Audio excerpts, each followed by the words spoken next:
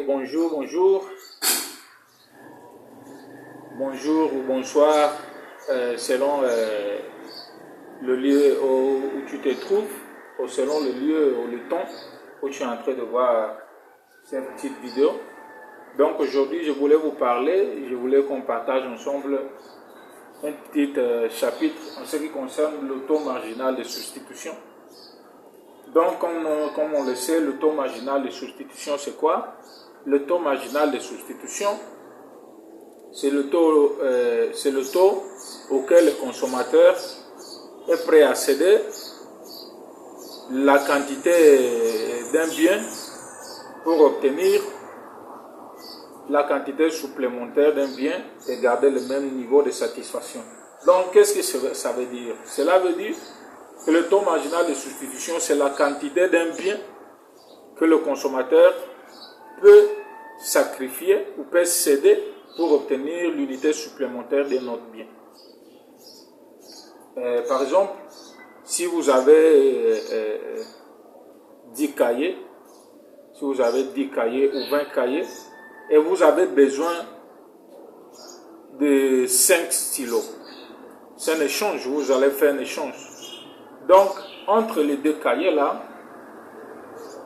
et les stylos que vous avez besoin, il y aura un taux dans tes cahiers que tu vas devoir céder à la personne qui a des stylos pour avoir les stylos dont vous avez besoin. Donc, c'est ça un peu l'explication. Maintenant, nous allons passer à la pratique parce que dans votre chaîne d'administrer et gérer ici là, le but c'est d'expliquer les choses de la façon plus simple possible, mais avec la pratique. Bon, dans les vidéos précédentes, on avait parlé de l'utilité marginale de X et l'utilité marginale d'Y, très importante pour comprendre ce qui concerne le taux marginal de substitution. Vous devez les revoir, vous devez aller dans la chaîne et chercher les vidéos de l'utilité marginale. Et après, vous allez bien comprendre ce qui concerne le taux marginal de substitution. Ok, la formule du taux marginal de substitution, c'est la suivante. Ms de X par rapport à Y est égal à l'utilité marginale de X sur l'utilité marginale d'Y. Ok. Ça, c'est dans le cas, la formule là, on applique la formule là dans le cas où il n'existe pas une fonction Douglas. Quand on n'a pas la fonction de Douglas-Cope, c'est quand on utilise la fonction, la formule là pour l'utilité marginale. Ça là, c'est très important.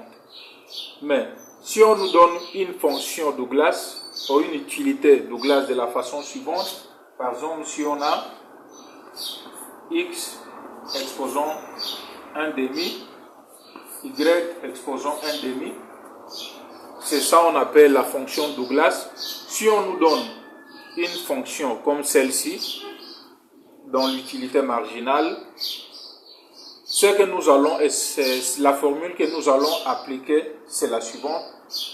Le taux marginal de substitution par rapport à X et Y est égal à l'utilité marginale de X sur l'utilité marginale d'Y qui est égale à la dérivée de l'utilité marginale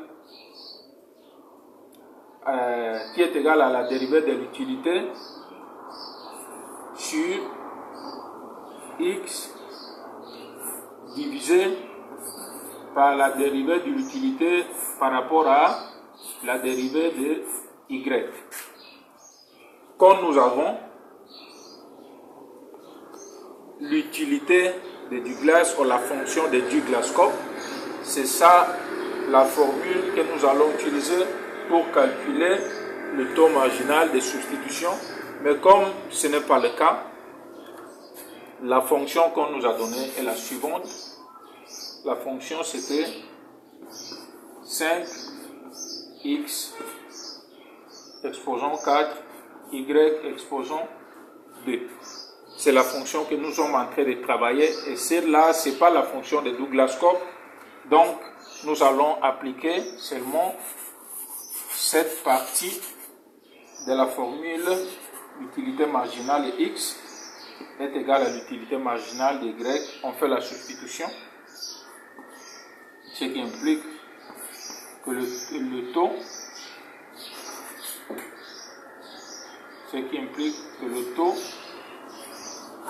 marginal de substitution de x, y est égal à l'utilité marginale de x, nous l'avons ici, l'utilité marginale de x est égale à 2x exposant 3, y exposant 2, et l'utilité marginale d'y, nous l'avons ici, x exposant 4, y. Donc ici là on peut simplifier, on peut faire la simplification. Ici là nous avons x exposant 3. Si on simplifie le x là et x, nous allons voir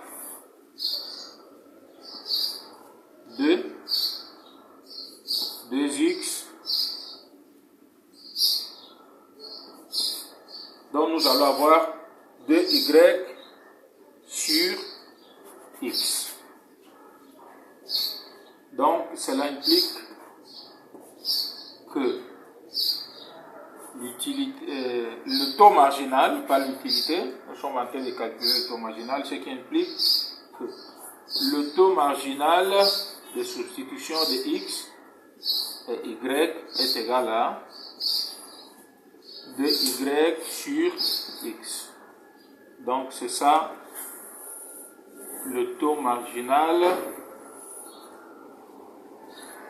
de substitution de x et y. Merci.